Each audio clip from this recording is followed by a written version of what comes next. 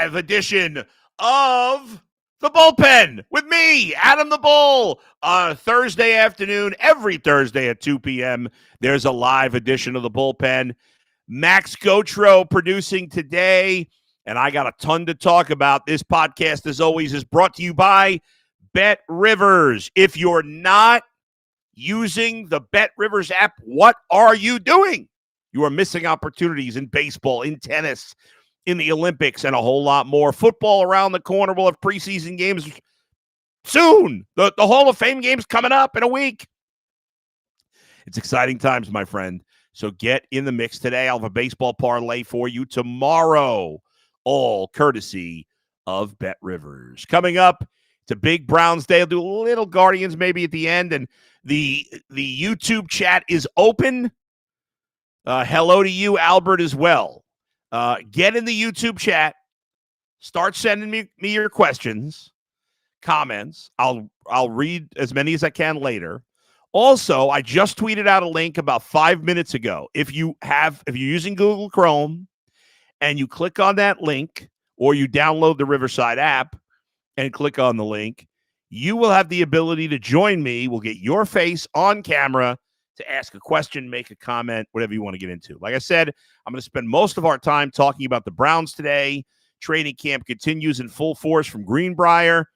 The Browns will be coming back to Berea soon. And where will they be playing their home games? Well, for now, we know they're still playing on the lake at Cleveland Browns Stadium. That's what I'm calling it because the sponsor's not paying me. But where will the Browns' future be? We're going to get into that in a second. Plus, an injury on the field. And can Deshaun Watson keep up? I've been asking this question on Twitter all day. What do I mean? That's coming up a little bit later. Is the Hall of Fame game tonight? Did I miss that? I'm saying next week. I mean, it is August. I don't even know when the Hall of Fame game is. The Browns are not playing it, so I didn't pay attention. Let's see. It's the Bears. It is tonight. I didn't even realize that. Oh, my God. Good job out of whoever sent me that message. Yes, Gunner. It is tonight. So let's get I'm going to get on the Bet Rivers app right now. I was on there earlier, but I didn't even think to look at football because I wasn't thinking about the Hall of Fame game. But it is tonight.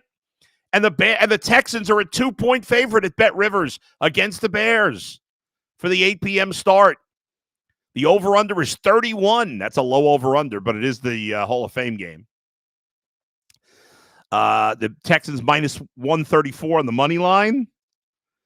And the Bears plus 110. So the first preseason game's tonight. Forget this next week nonsense. Next week is when everybody else starts. Hall of Fame game tonight. All right. But we don't really care about that. I mean, besides to potentially bet on. We don't care about it because there's nobody playing him. Nope. But there are a lot of things to talk about with the Browns, and I got to begin on the field where the Browns had a big injury today, and hopefully he's going to be okay. But if you haven't heard, D'Onta Foreman, who the Browns signed late in the offseason, he is stylistically, listen to what I'm saying here, stylistically, he is a Nick Chubb type of back. He is nowhere close to the player Nick Chubb is. Don't mistake what I'm saying. But his style is similar. He's a between the tackles guy. I mean, Nick Chubb can do everything, but he's not a pass catcher. He's, gets quickly through the line. Anyway, D'Onta Foreman, though, got injured in practice. The Browns put out a statement. He suffered a direct blow to the head that resulted in neck pain. The Browns' athletic training staff deployed their standard emergency action procedures to immobilize Foreman. We've unfortunately all seen that many times. Some of you have probably seen it in person. I know I have. We've all certainly seen it on the television when a player is immobilized on that board when they have a potential neck injury. He was carted off the field, taken by by helicopter to a medical center in Roanoke, Virginia. Good news, though, he had a movement in all of his extremities. So let's talk about it. First, the most important thing from a human standpoint, we are certainly all wishing the best for D'Onta Foreman. Whenever a player is injured, it's a scary thing, especially when the player has to be immobilized. It's obviously very promising without being a doctor or pretending to be, that he has movement in his extremities. That, you think of some of the most serious things that could happen. That kind of scratches that off the board right away because, he's able to, or at least it seems to, because he's moving his extremities. So hopefully he's all right. Well, at this point, there's been no further updates, and we'll just hope for the best. So we'll see with him. On the field, if he is unable to go week 1, certainly it's a significant thing, because I just spoke with Mary Kay Cabot on the podcast yesterday. She doesn't think that Nick Chubb's going to be ready to go week 1. And here's the most important thing. Now, we've seen Nick Chubb in practice. We've seen him making cuts in practice. We've seen him in the weight room lifting absurd amounts of weight, squats, all of it. He is a freak and is probably in better shape than almost any human being, if not any human being, would be coming off what he's coming off. But the last thing the Browns want to do, the last thing any of us want to do, the Browns cannot rush Nick Chubb back. The reason that, in addition to having Jerome Ford and Pierre Strong Jr. already on the Browns, that they signed D'Onta Foreman, is that you don't want to be – the Browns want to put themselves in a situation where they have as many options as possible. And even though, in the end, no matter what, you're never going to rush somebody like Nick Chubb back, the more options you have, the less you can even talk yourself into that possibility, because Nick Chubb's going to want to play as quickly as possible. The Browns also have Nyheim Hines, who at the moment is on the NFI list, coming off a serious injury from last year. Now this Foreman situation. Obviously, you have Ford and Strong, who I mentioned. John Kelly, who's been here a couple of years on the practice squad. They also drafted a kid, an undrafted guy. I said drafted, but he's undrafted. Aiden Robbins. Who they just picked up this year, like I said, is a rookie undrafted free agent. So that's another guy in the mix there. Whatever happens, whatever the result of the situation is for D'Onta Foreman, nothing's going to lead to Nick Chubb being rushed back. I think that's the bottom line. But you want this team to have the perfect scenario is that D'Onta Foreman and Jerome Ford are sharing the backfield duties till Nick Chubb is ready to get in the mix.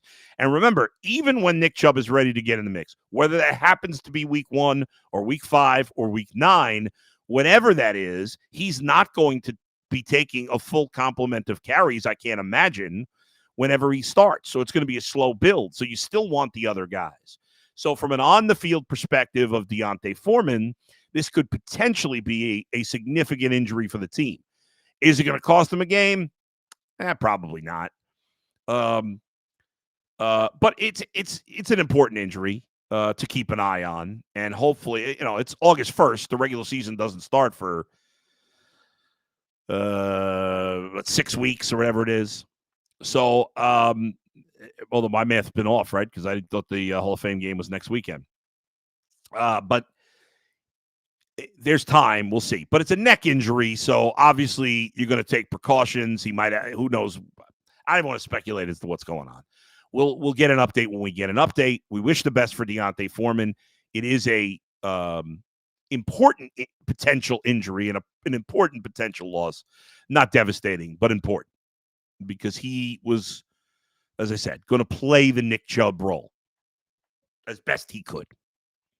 And now it'll be potentially, if he's not ready to go week 1, up to some other guys to fill that spot.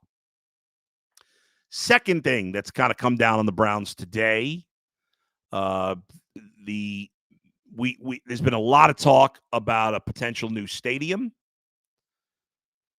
I think most fans want the Browns to have a new stadium. The best way to pay for it really should be Jimmy Haslam paying for it himself, because he can afford it. And the people of Cleveland, the people of the greater Cleveland area, Cuyahoga County and surrounding counties, most cannot afford it. But unfortunately, that's just not the reality of the way things work, like it or not.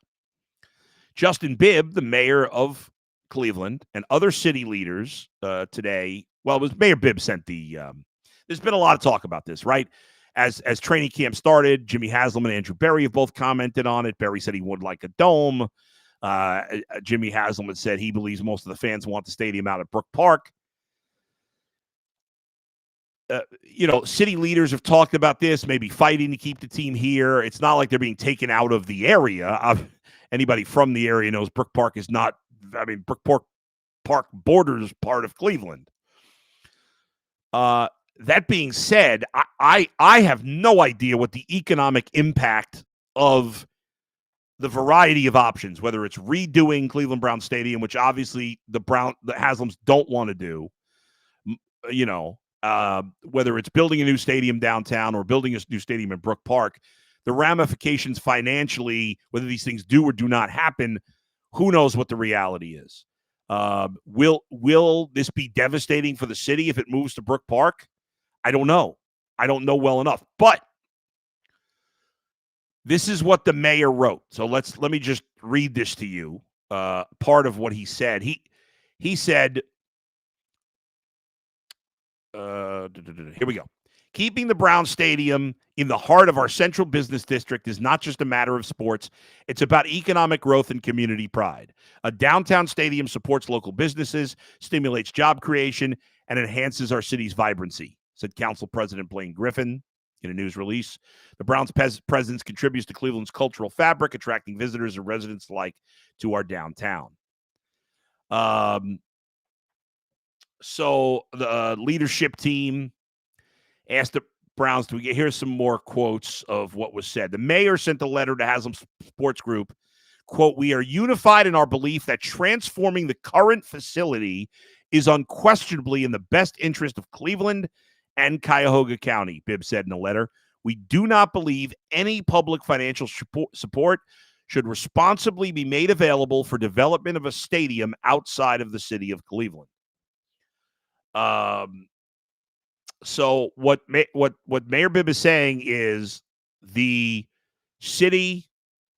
Here we go. The city commits $367 million for the stadium project and $94 million for capital repairs from parking revenue. But they do the cost of a potential new stadium is, we're talking billions of dollars, of course. The Browns want a brand new stadium, which I understand. The Browns should pay for their own new stadium. That may or may not happen. It probably will not. I think there are a lot of fans that would like to see, that like the idea of the brand new facility in Brook Park, as opposed to, I think, just redoing the stadium downtown. It feels like the wrong move. And I hate to say that because I've got a lot of respect for Justin Bibb. And I don't know. I fully admit, don't know the financial ramifications of doing it and what it costs the city, of not doing it, and what it would cost the city and its businesses. I don't want to see anybody get hurt financially, rank and file people, business owners, local business owners. So I don't know. I just don't think this is going to happen. And I have no inside information on it. But people I've spoken to who at least have some inside information believe that this is that there's going to be a new stadium built, and it's probably going to be in Brook Park. And I don't think this letter from the mayor is likely to change anything. We shall see. We'll continue to follow along with that situation, but it does feel like we will see at some point before the end of this decade a brand new stadium with a dome, which, if they build a brand new stadium, there's got to be a dome, of course.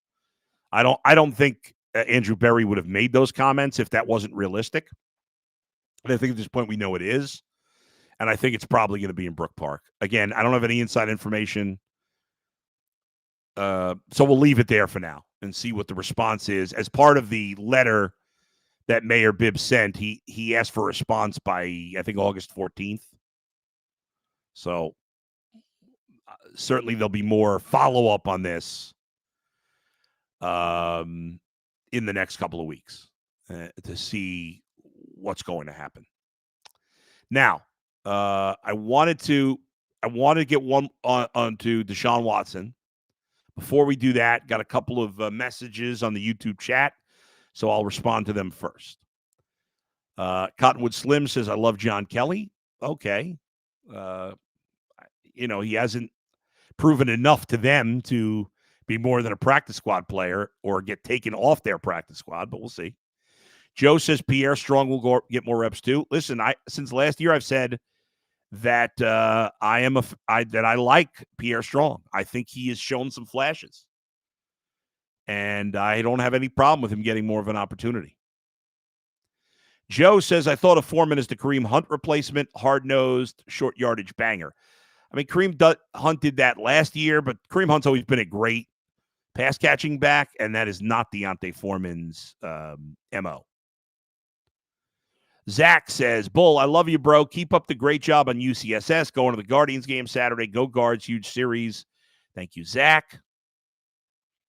Cottonwood Slim, Doan would be conveniently located next to Cleveland's not Dustin Hopkins Airport. But we could change it to that if he makes a Super Bowl kick. And he also says the logistics of revamping the current stadium seem difficult, and where would the Browns play? These are all questions that are out there and are complicated.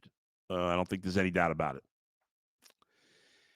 So I put out a tweet that I asked the question, can Deshaun Watson keep up? We've had so many debates about Deshaun Watson, how he's played so far, how disappointing he's been so far, how good can he be in the 2024 season, how important is it that he plays well? And recently, some who have defended Deshaun Watson, and I shouldn't even put it that way, who have made the false claim that Deshaun Watson has played well when we know what our eyes tell us and most of the stats tell us that he hasn't. And again, doesn't mean he won't. There's become this disingenuous argument that some have pivoted to this year. Well, it's all about winning. And of course, for every team, it's all about winning. But great quarterback, the better your quarterback, the more likely you are to win games. It's really that simple. So this pie in the sky idea that, well, we don't need Watson to be great. We can still win. You could win. Yeah, but you're not winning when it matters. And you know that. And then we all know that. If Deshaun Watson doesn't get back to being a very good quarterback, the Browns aren't winning a Super Bowl. It's that simple. This is not the 85 Bears where nobody's throwing the ball all over the place with the best defense in the history of the game and the greatest running back in the history of the game, or one of them. It was a different era. You can't win that way anymore. So Deshaun Watson has to play well, but how well? Well, when I say he has to keep up, I mean I look at that from two perspectives. Number one is internally. He has to keep up, well, really three perspectives. He has to keep up with himself. He played an extremely high level in Houston. You may want to convince yourself that he's fine. But Deshaun Watson is no dummy. Deshaun Watson, he knows how he played in Houston. He knows how good he was in Houston. And he's got to believe that he can play that well again. That's why the Browns traded for him. That's why they gave up all the ammunition they gave up. That's why they gave him all the money they gave him. Not to just be along for the winning the games and make a couple of throws. Not to be a decent quarterback, because that's what Baker Mayfield was. If that's all you wanted, you didn't have to pay $260 million and 3 first-round picks. They gave up what they gave up because they thought he was great. He hasn't been here. Now, he has to keep up with himself. He has to keep up with his teammates. There's a lot of players on this team that in the 2 years he's been here have played great. A lot of them. Because the Browns have a very talented roster. A roster that is going to give... See, he played great in Houston. He didn't have a great team around him, but he played great. He went to the playoffs twice, lost early. In his third year, he still played great. The team was so bad around him, they didn't even win. A rarity when your quarterback plays that great, but it happens sometimes. But now he's on a team where there are very few weaknesses. And if he plays great and keeps up with the level of play of the other best players on this team, you look at the other position groups. They're on the offensive line. At running back 2 years ago, obviously last year, Nick Chubb got hurt. At wide receiver with Amari Cooper. At tight end with David Njoku. On the defensive line with Myles Garrett. At linebacker with J.O.K. last year. In the secondary with Denzel Ward. And really others. The Browns have a lot of players playing at a high level. At a Pro Bowl caliber level. In an all-pro caliber level. In Myles Garrett's case, at a defensive player of the year caliber level. Now, I'm not saying he's got to win the MVP. I'm not putting it that high, although that would be pretty sweet. But he's got to play at that Pro Bowl level that those guys are playing on. He's got to keep up with them. But most importantly, he's got to keep up with the other great quarterbacks in this division. Now, we're going to put the Steelers to the side because they don't have a great quarterback. Are there questions about Joe Burrow and Lamar Jackson? Sure. Lamar Jackson has fallen on his face in the playoffs pretty much every season. And not last year, but 2 years before that, he had injury issues. Joe Burrow has had injury issues last year. Coming off 2 injuries last year, including one that some people have some concerns about when it comes to the wrist. And he tore his ACL his rookie season, 2020. But what nobody questions about Lamar Jackson, what nobody questions about Joe Burrow, is if they're healthy, they're going to play great, at least in the regular season. And Burrow's played well in the playoffs. We don't know that for sure about Deshaun Watson because even when he's been healthy, it's not been a lot. He hasn't played well enough the last 2 years. That's just a reality.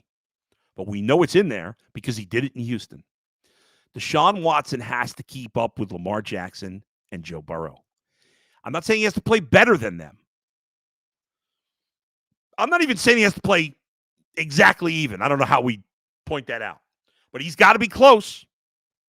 He's got to be close because those rosters are good as well. Now, I believe that not including quarterback, the Browns have the best roster in this division. That's my opinion. But I also think it's very close. I don't think they have a significant roster edge over any of the other 3 teams. Now, because the Steelers don't have the quarterback, I'm not that worried about them. But the Bengals and the Ravens have quarterbacks that every other team would choose over Deshaun Watson. And their rosters are good. Not quite as good as the Browns, but they're good. And so Deshaun Watson has to at least be close to those 2 quarterbacks. And so, yeah, if those 2 quarterbacks don't play well, then I guess Deshaun Watson won't have to play that well. But those 2 quarterbacks, if healthy, it's a fair if on both, are probably going to play at a Pro Bowl level. And so, at the very least, Deshaun Watson will have to play at a borderline Pro Bowl level, at the very least. And he is capable. And I think if he stays healthy this year, there's a reasonable chance that he will do it. I'm not going to say 100% because he hasn't shown it the last 2 years. But I think there's a reasonable chance he still can. He's still young enough that he can. But he's got to keep up with them. All right, back to the YouTube chat. B. Skrills putting not an retractable roof on the stadium seems like it could be reasonable, but I don't think it's going to happen. You cannot put a retractable roof on the current stadium if that's what you're suggesting. That can't be done. It's never been done. They're not going to do it. Hopefully, if they build a brand new stadium, there will be a retractable roof. I mean, you don't want a roof that can't. I would hope that if they do this huge project in Brook Park and build a roof, that it's going to be retractable, you would think. Joe McConnell, would you say Watson kept up with Burrow and Jackson in the wins over Cincy and Baltimore last year? In those specific games, Burrow and Watson both played like crap. So, yes. And the Browns found ways to win. Yes. In those two games. But it can't be just those two games. And that's just like I said. If those guys play like crap, he can play like crap and they can win. That's what happened. When the Bengals and Browns played the first time, Joe Burrow stunk and Deshaun Watson stunk. But Burrow probably stunk worse. But they both were pretty bad. Both teams didn't, and the Bengals were just terrible in that game. And the Browns won the game. If Deshaun Watson for most of the season plays as close to as well as those two guys, whatever level that may be, hopefully it's on a higher level because we want to see Deshaun Watson play at a higher level. The Browns are going to win a ton of games and we'll have a great chance to win the division. One thing on baseball real quick before we wrap things up. Guardians, we talked about the trade deadline on yesterday's podcast. I gave them a B- for the deadline. Could have done more. Would have loved the Cobb move if he was the second pitcher they got. It's fine as the first pitcher. It's okay. I don't even know if I like fine. It's okay, and it's potentially good, but I would have loved it more if they had gotten Flaherty, Tyone. I know he didn't get traded. Certainly guys better than that. And then gotten Cobb as another option. Then I would have loved it, but didn't happen. Overall, decent job at the deadline. Guardians were, I think, the only team, them and the Tigers, that didn't play yesterday. The Guardians begin action today at 65-42. They have a 6-game lead over the Twins and Royals, 7 in the loss column against the Royals. They have a plus 81 run differential, which is the 5th best in baseball. Their winning percentage of .607 is the best in all of baseball. Second best is the Phillies at .602. They're 22 games over 500. Guardians, 23 games over 500. And the Guardians begin a very exciting homestand tonight, where they've only lost one homestand this year. Unfortunately, that was their last homestand to start after the break against the Padres and Tigers. They lost 4 of 7. They did win their last series, taking 2 or 3 of the Tigers. And after losing those 3 in a row to end San Diego series and start the Tiger series, they have won 6 of their last 8 games. They begin a 7-game homestand tonight, 6:40. 4-game series with Baltimore, and then 3 with Arizona. Very exciting stuff. Baltimore got some bad injury news yesterday. Jordan Westberg, their third baseman, who's had a breakout season, broke his hand getting hit by a pitch yesterday in their game against, I can't remember who they were playing, the Blue Jays, I think. And so he's going to miss most of the season. Of course, he's going to miss this series. So he goes on the injured list. So one big bat from the Orioles out of the lineup. They did bring up the top prospect in all of baseball, Jackson Holliday, in his first major league home run, a grand slam yesterday. I'm assuming he'll be in the lineup today. The pitching matchups, it'll be Ben Lively and Trevor Rogers tonight. Trevor Rogers just acquired by the Orioles in a trade with the Marlins before the deadline. Tomorrow, it's Carlos Carrasco and Dean Kramer. That's a 7:10 start. Saturday, it'll be Tanner Bybee and Zach Eflin. That's a 7:15 start on Fox. Eflin was another pitcher the Orioles just acquired from Tampa Bay. And then Sunday at 1:40, the starting pitcher for the Guardians right now is TBA. Joey Cantillo still on the roster. Is it possible that Alex Cobb will be ready to go Sunday?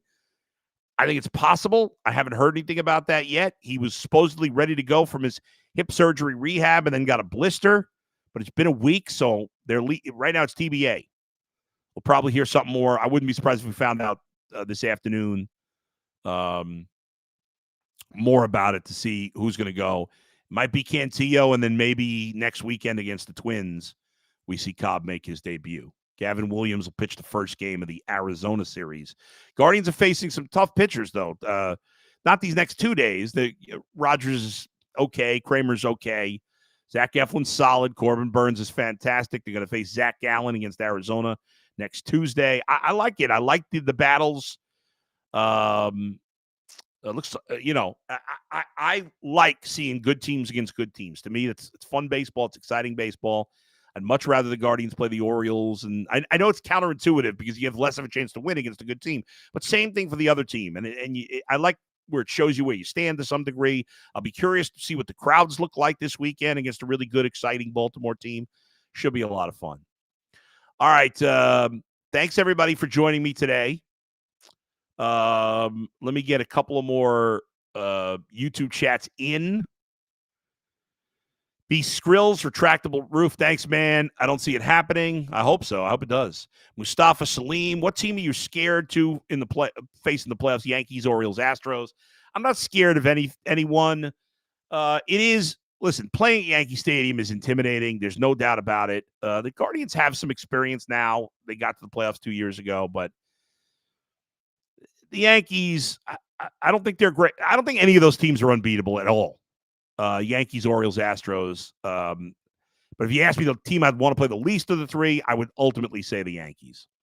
Cottonwood Slim is a former Seattle resident. I keep wondering if the island you referred to might have been Vashon or possibly Bainbridge. So it wasn't either. I guess I could look it up real quick. Because let's see if I can find the restaurant we went to. I'm gonna really quick see if I can find it. The countryside. If I can find the restaurant that we went to. It was in Langley, Washington. So that's not the island, but let's see. Where is Langley, Washington? Langley, Washington. On what island? I'll know it if I hear it. Whidbey, that's it. That was the island I went to off the coast of Seattle. Whidbey Island, Whidbey. It was beautiful, and the town we went to on Whidbey Island was Langley. It was a cute little town, and we had a nice time there. That was probably my favorite day on my trip. B. Skrills, I think we'll see Matthew Boyd first before Alex Cobb. I don't know about that. Boyd's coming back off a serious arm surgery. I have no hope for Matthew Boyd. Alex Cobb is a much better pitcher than Matthew Boyd. Matthew Boyd's a long shot. Alex Cobb, I'm expecting Alex Cobb to pitch for the Guardians in the playoffs. I'm not expecting Matthew Boyd to pitch in the playoffs.